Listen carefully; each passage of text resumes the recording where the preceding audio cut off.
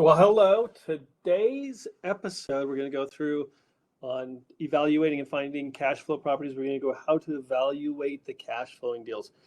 And this is all going to be centered around evaluating them to figure out how much, if anything, you have to bring in.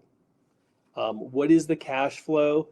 Really quick valuations on ROI, cash flow, and some of the options that people are actually using out there right now to increase their rental income.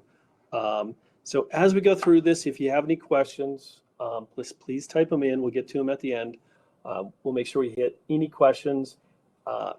Anytime you have a deal or just want to talk to us, you can always reach out to us too. But I wanted to kind of go through how this whole series works. Also, the whole series starts with every first week of every month, we go through how to fund flips. Second, we go through evaluating properties, seeing their value, how much they're worth, and then what you could do with them. So we have a lot of great information. This is all building as we go. It's all out on YouTube. So I encourage you to go out and look at those because it goes through exactly how to maybe value a property, what to look for, the tricks, how to use online services, stuff like that. Just some of the basics too. So go out to the channel, check it out, subscribe. We're going to keep building on this. Our whole goal here is what we call free and three, whatever that may be. But we've helped a lot of people and we want to keep helping just regular, normal people get into real estate investing and be free and three, which may be just replacing your income. Maybe it's doing flips where you fund them yourself.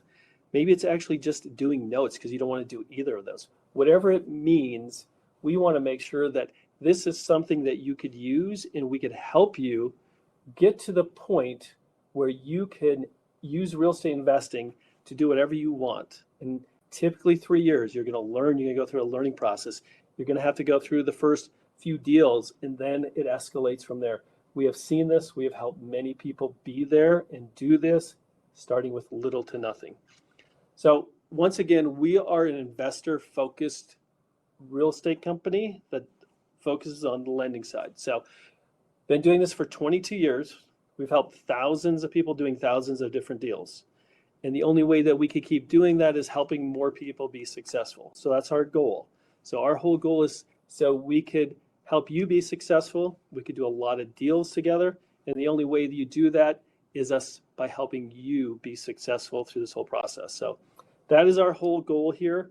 Today, we're just going to go through quick valuations. Like if I'm getting into a rental property, what is the amount I'll need to actually purchase this? We always focus here on value add properties. We're not really looking at retail properties. So once again, value add properties are the properties that you purchase that are under market. You put something into it. It might be work. It might be splitting stuff up, lots or whatever. And those two numbers, what you purchase it for and what you put into it, has more value than you have into it. So you're creating value add properties. But with that, there still are some numbers you need to know. And there are times, even using this, that you may have to bring money into the transaction. You need to know those things up front. Also, what are the items like cash flow and ROI, like return on investment? If I have to put money in, what am I getting out of this? And as our whole focus, our biggest focus here is cash flow. Like, what are you getting monthly? What is that going to do to replace what you're making now? How is that going to help you get free and three? So, and then options to increase rents. What are people doing now? What is working? Where are the markets changing to? Since we work with literally hundreds and hundreds of people, we have some insight on where things are going. We'd like to share that with you.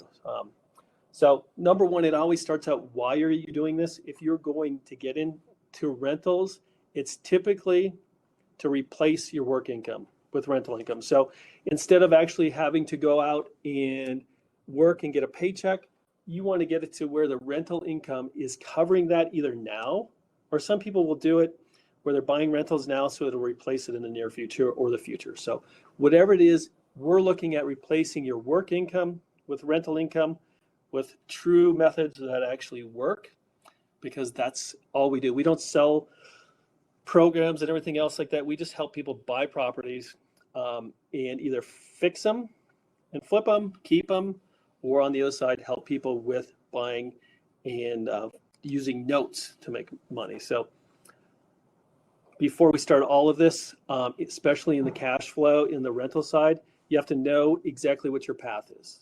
There's two typical sides to investing in real estate. One is looking for the high cash flow areas, and that might be properties in rural areas, some in cities, centers, or in different markets where you could buy a property for less, maybe $20,000, $30,000, $40,000, put some money into it, and cash flow. Maybe you get a positive cash flow of $500. That strategy in that market works great for cash flow. Typically, it does not increase in value like some of the other areas. So you have to determine if you're more focused on cash flow or something that brings in more equity, more growth in the value of the property, and maybe gets a little less cash flow. There are markets that they're both there, but typically you're going to find you're either going down the path of finding properties that have a lot of cash flow and the equity is not going to increase, or those that the equity increases quite a bit over time, and you could use that equity in the future. So we're going to start here with, as we said, the value add. How much money do you need to get into this game? How much money do you need to purchase a property? So even if we're talking about value add properties, like we talked about before, if you call it BRRRR in rentals, whatever it is, we're looking at properties that you need less than 20% in, because if you're going to put 20% in, you might as well just go buy retail, everything is done. We're looking at properties that hopefully have zero in, but in a lot of markets, you're still going to have 5 to 10% in. That's the kind of numbers that we're looking for. What is that number? What is the target for us to understand and make sure we have? So there's a few things you're going to need. You're going to need to know these numbers up front. So what can I purchase it for, or what is the maximum price I could pay for it? Where are the costs, not only to update it, but to hold it until I could get it rented, get it refinanced, all those kind of things. And then also what is it going to be worth?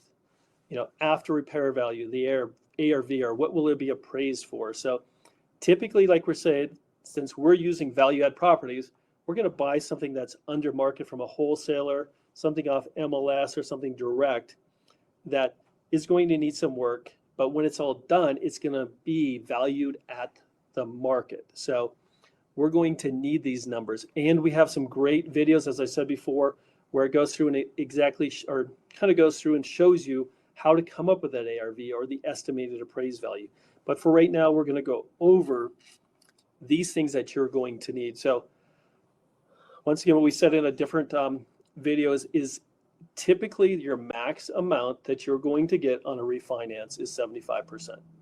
So you have a property and you're going to refinance it. The max that they're going to allow is 75%, as long as it's not cashed out of that appraised value. So anything over that 75% of those costs, which was the purchase, which was the holding, which was the repair, you're going to have to come out of your pocket to invest in the rentals.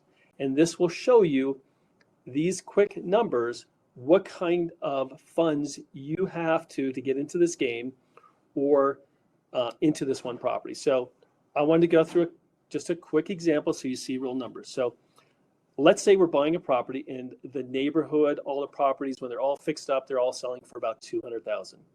You're buying a property that's under market, so you're going to walk into some quick equity using the BRRRR method. So, excuse me. So, as we said before, the maximum loan is 75%.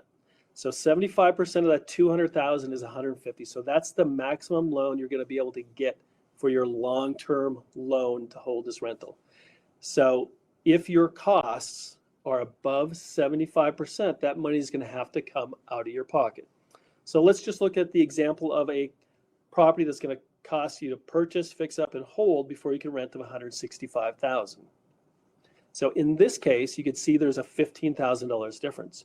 That is money you're going to have to bring in. That is money you're going to have to plan for to bring in. And you're going to have to know these numbers up front so you're not taken by surprise when it goes to refinance it and keep it long term. So you're going to have to know what the ARV is. You're going to have to know what the maximum cost you could put into it to bring it up there so you can keep it in line. The next numbers evaluation we're going to go through is cash flow. So in our world, cash flow is king because that's the money you get to spend. That's the money you get to bring into your life every month. So what is left over? What is the monthly cash flow after everything is paid? So that includes, your mortgage payment, your HOA, if you have a property manager, if the taxes and insurance are including your payment. Some people put capital reserves, which is money set aside to fix the property up later.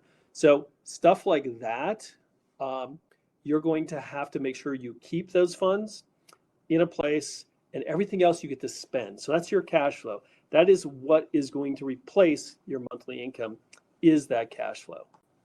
Another item that comes up a lot, and you see it a lot in investment, is return on investment. For example, in that example we just went through, we talked about having to bring in $15,000. So that's your investment. And then what kind of return do you get on that investment? So that's what ROI. There's a lot of companies and people, when they talk about stuff, they always ask, what is your ROI? And this is how you calculate it. So it's the return on the money you have put in. And it all starts with the number of net income. So what is the amount that you keep every month after all those expenses that you get to put in your pocket, divided by how much you put into the property? So let's once again just look at a quick example. Let's say in that example, $15,000 was the cost. So the $15,000 was the cost. That's what came out of your pocket. And in this case, we're going to say we're going to make net $5,000. That means after all expenses on a yearly basis, we're going to make $5,000, so about $400 some dollars a month. So in this case, the 5,000 divided by the 15 will equal 33%.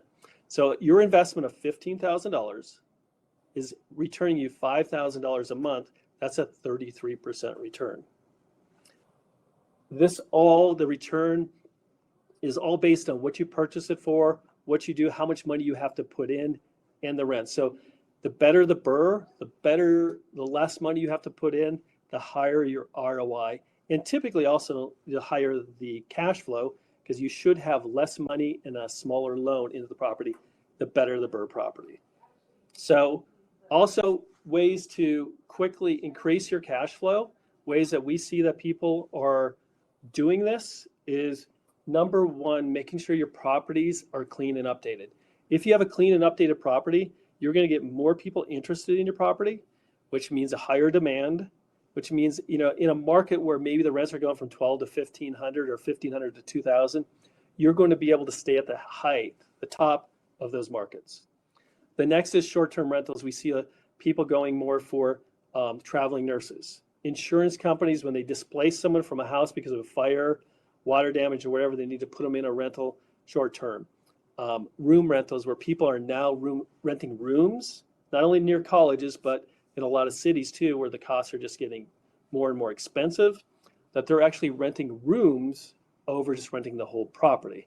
And then VRBO, Airbnb, whatever. These are the ways that people are maximizing their return. So typically, like I said, if you have the clean, updated property, you're going to get top of the market rents. Short-term rentals, those traveling nurses, whatever, you're going to get somewhere between 1.5 and 2,000. So instead of maybe 2,000, you get 3,000 or 4,000, because they'll pay a little bit more because they understand it's just a short term and they're going to be in and out. And typically, we've seen a lot of our clients who have those, they keep them full for years. There's usually not a gap. People are coming and going. Room rentals, like I said, let's just say you have a property, you're renting it for $2,000, but you could rent a room. You have a 4-bedroom, you could rent it for $750 a room. So instead of 2,000, you're getting 3,000. So 1.5 times. So there is a lot of this going on where people are now renting rooms instead of the whole properties and increasing their rents multiples. And VRBOs, as long as you're in designated areas, high demand areas, you could easily get 2, 3, sometimes 5 times what you're getting on a typical market. So these are the ways we see people increasing their rents, by looking at different options. You just have to make sure that these options work in your area. The one that always works is number one. Keep them clean, keep them updated, keep them in demand where people want to do this. So quickly, in this episode, we just went through, how much money do you need to get in? Just a quick valuation, the numbers, knowing your costs, knowing your end value, knowing and understanding BRRRR, which we have a lot of information on BRRRR on our YouTube channel, so you can go check that out. But knowing those numbers, so going into it, if you could pull off this rental or if rental's right for you, or whatever that may be. And then also the cash flow. Is the cash flow hitting the numbers you need to get you off of where you want to be? Maybe you don't want to keep working where you are. Is the cash flow getting you to where you want to be? And if you're putting money in, what is that ROI? And then options increasing rent. Our whole goal through all these series is to help you get the knowledge, the information, so you can start this process. Start doing rentals, flips, and notes now. Whatever that may be, start now. And, we have this great channel. So I encourage you to go out and look at it. We have a lot of information on this channel that's here to help. And if you have a deal, just email us, call us. We'd love to go through it with you. We're here to help you be successful. But some of that starts with just you being comfortable, which is just the knowledge and information that you need here. So now up next, what we're going to talk about in the next series is, and this is the series in a month from now. Next week, we're going to keep down our BRRRR series. So this is week 2 of every month. And we're going to just go through exactly how you quickly calculate your potential net profit from a flip. So what are those things that people always miss? Like, hey, I forgot to add the real estate costs or the closing costs or the transfer tax and all this other stuff. A lot of people maybe just look at the equity and go, it looks like a great deal, but they just got to quickly do these numbers just to make sure it's worth the money they're putting in. That's it for today, as we're always here trying to help you become successful in investing. So if you have any questions, reach out to us. If you are just getting the information, go out to our YouTube channel, get that information. And as we always say, happy investing. Hope to see you free and 3, and we'll see you on the next series.